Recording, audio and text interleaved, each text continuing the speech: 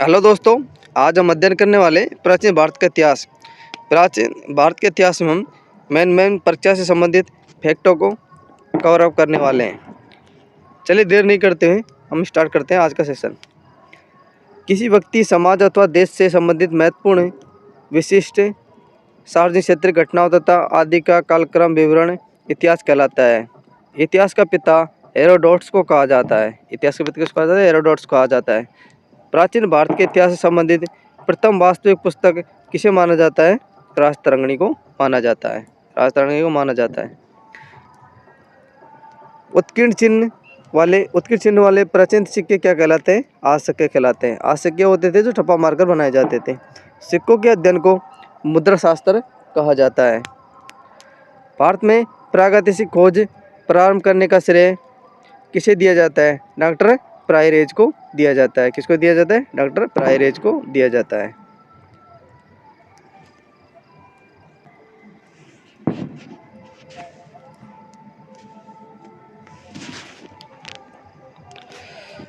भारत के प्राचीन भारतीय इतिहास को जानने के लिए किन स्रोतों का प्रयोग किया जाता है? किन स्रोतों का प्रयोग किया जाता है? धार्मिक ग्रंथ, ऐतिहासिक ग्रंथ, पुरातात्विक साक्ष्य, विदेशी विवरण। ब्राह्मी लिपि को सर्वप्रथम किस विद्वान ने पढ़ा था? ब्राह्मी लिपि को चैंपियनशिप ने पढ़ा था 1837 में। भारत के प्राचीनतम ग्रंथ वेदों का संकलनकर्ता किसे माना जाता है? महर्षि देवपान व्यास को। महर्षि कृष्ण देवपान व्यास को माना जाता है। भारतीय पुरातत्व सर्वेक्षण संस्कृति मंत्रालय के अंतर्गत एक संलग्न संगठन है।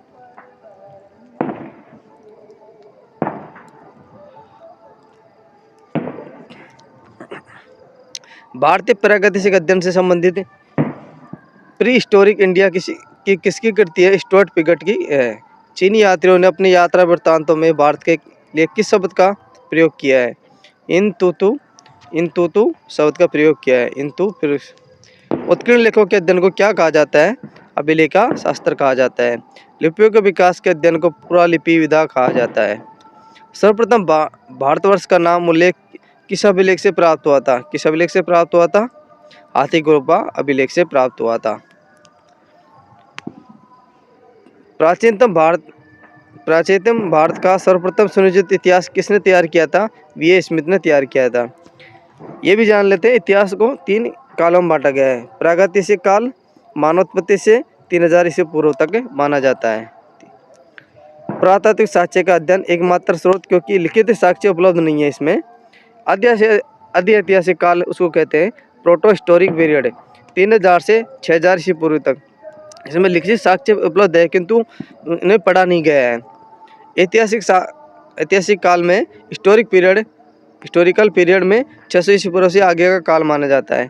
पुरातात्विक साहित्य स्रोत दोनों प्रकार के साक्ष्य उपलब्ध हैं। इसमें हम सभी साक्ष्य पढ़े लिखे गए हैं। पौराणिक मान्यता के अनुसार भारत के प्राचीनतम राजा कौन थे? वैवस्वत मनु थे। वायु पुराण में किस वंश का उल्लेख है? गुप्त वंश का।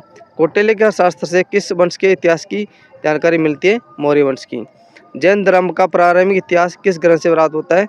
कल्पसूत्र से प्राप्त होता है। भारतीय पुरातत्व संरक्षण संस्कृति मंत्रालय के अंतर्गत एक संलग्न संगठन है। मत्स्य पुराण किससे संबंधित है? आंध्र सातवाहन वंश से। विष्णु पुराण किस वंश से संबंधित है? ग्रंथ है मौर्य वंश से। खरोष्ठ लिपि किस प्रकार की लिपि है? दाएं से बाएं ओर लिखी जाती थी।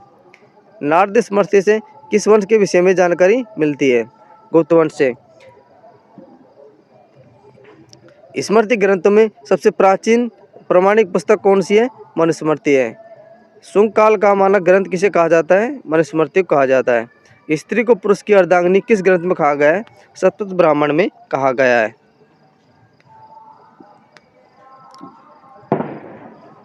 महाभारत का प्रारंभ उल्लेख आश्वलायन ग्रह सूत्र में मिलता है। प्रारंभ में इसमें मात्र 88,000 श्लोक थे। इसका नाम जय संहिता था। कुछ समय पश्चात ये बढ़कर 24,000 श्लोक हो गया है। भारत नाम से प्रसिद्ध हुआ। अंत में 1,00,000 श्लोक होने के कारण इसे सतशास्त्री संहिता कहा जाता है। सतशास्त्री संहिता कहा जाता है। महाभारत भी कहा जाने लगा इसे। पुरालेख विधा से क्या अभिप्राय आ रहा है? पुरालेख का विधासी के अभिप्राय शिलालेखों का अध्ययन को कहा जाता है। पुरावशेष का महानतम अन्वेषक किसे माना जाता है? डार्विन को माना जाता है। इब्न बतूता का यात्रा वृत्तांत किस नाम से जाना जाता है? रहेला का नाम से जाना जाता है। वेनसांग ने किस विश्वविद्यालय में बौद्ध धर्म का अध्ययन किया था? किस किया था? नालंदा विश्वविद्यालय में बौद्ध धर्म का अध्ययन किया था वेनसांग ने।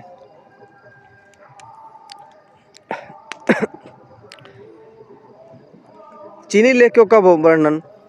फाहियान 399 से 1414 में आया था। इसकी रचनाएं भारत का दशा का विवरण दिया था इन्होंने। ये प्रथम चीन यात्री था जिसने चंद्रगुप्त द्वितीय विक्रमादित्य के समय भारत की यात्रा की थी। इसने गुप्त काल में वस्तु विनिमय का माध्यम कोडिया चंद्रगुप्त मौर्य के राजप्रसाद राजमहल को देव निर्मित बताया है। वेनसांग 629 से 645 ईस्वी में आया था। इसने शिव की नामक पुस्तक पाश्चात्य संसार लेख लिखा था। वेनसांग सम्राट हर्षवर्धन के समय भारत आया था। इसने हर्ष को शिलादित्य की उपाधि से विभूषित किया था। इसे यात्रियों का राजकुमार, सांख्य मुनि, नीति का पंडित भी कहा जाता है। इति सिंह 673 से 675 ईस्वी में आया था। प्रसिद्ध बौद्ध भिक्षुओं की आत्मकथाएं इन्होंने लिखी थी। चीनी बौद्ध यात्री जो नालंदा विश्वविद्यालय में अध्ययनरत रहा था। ये सती प्रथा का प्रथम लिखित साक्ष्य 510 ईस्वी में भानुगुप्त के एरण अभिलेख से प्राप्त हुआ है।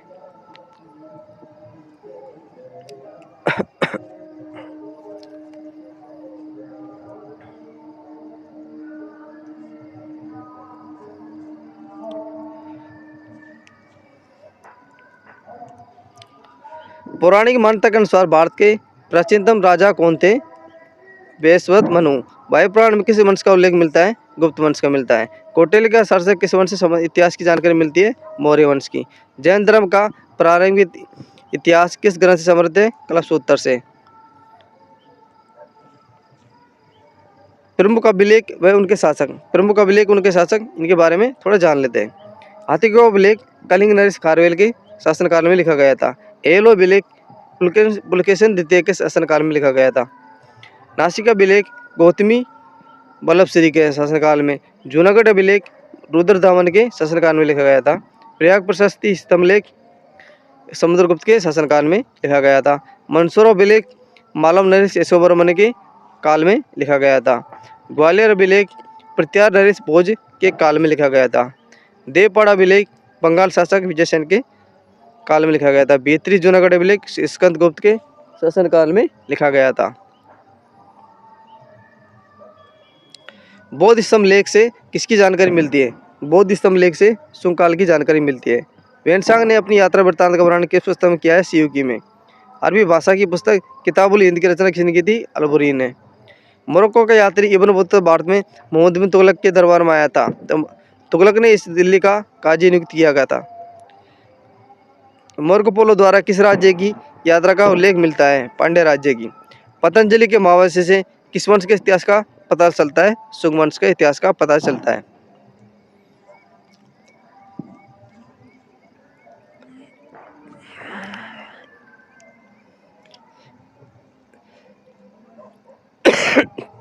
फ्रेंड, आज तक इतना ही। कल हम यहाँ से आगे पाषाण काल के बारे में पढ़ेंगे। अधिक से अधिक सपोर्ट बनाए लगे। आज का सेशन आपको कैसा लगा? अच्छा लगा हो तो अधिक से सपोर्ट बनाने की कोशिश करें और हमारे चैनल को सब्सक्राइब जरूर करें। हम इससे आगे कंटिन्यू इसी जारी रखेंगे और अगले सेशन में हम पाषाण काल पढ़ेंगे। इससे आगे है जो। थैंक यू, धन्यवाद, गुड नाइट, शुभ रात्रि।